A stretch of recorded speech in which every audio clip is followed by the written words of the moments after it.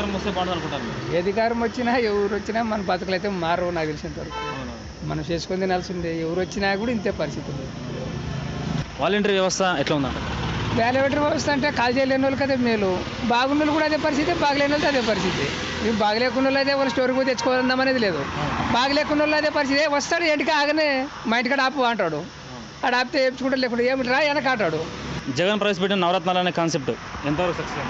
పరిస్థితి అయితే బాగుంటుంది. పేదవాళ్ళకైతే అందినవి, పేదవాళ్ళకి అందినవి. ఈ ఈ ప్రభుత్వం పెట్టిన పథకాలు కాకుండా ఇంకా ఏమైనా పెడితే బాగుందని మీరు అనుకుంటున్నారా?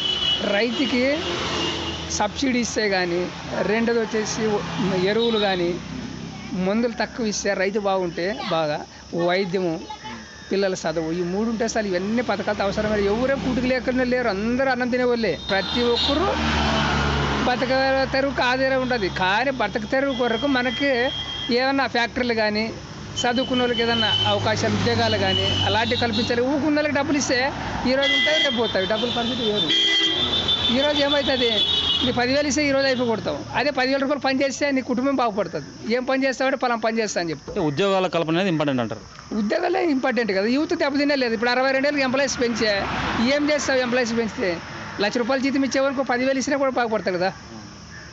10 మంది బాగుపడతారు కదా. నువ్వు 10,000 ఇచ్చినా 10 కుటుంబాలు బాగుపడతాయి.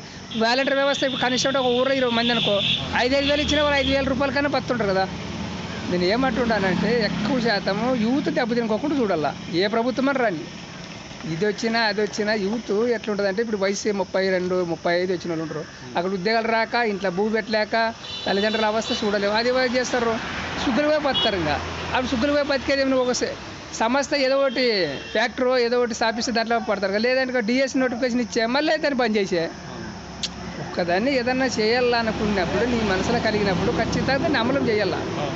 యూత్ బాగుంటే ప్రపంచం బాగుంటుంది. ఇప్పుడు కాలేజీలు లేనివానికి అదే పరిస్థితి, కాలేజీలు ఉన్నవానికి అదే పరిస్థితి. అందరికీ అమౌంట్ వేస్తుండవు, లేదనడం లేదు.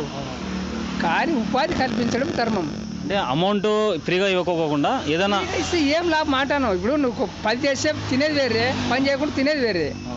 ఆల్రెడీ ఉద్యోగస్తులు కంటావా డిఏ 6 ఇయర్స్ కంపల్సరీ 6 నెలలు కొట్టియాల. కనీసం 5 ఏళ్ళ 2, 3 ఇచ్చే ఏం చేస్తావు అట్లా.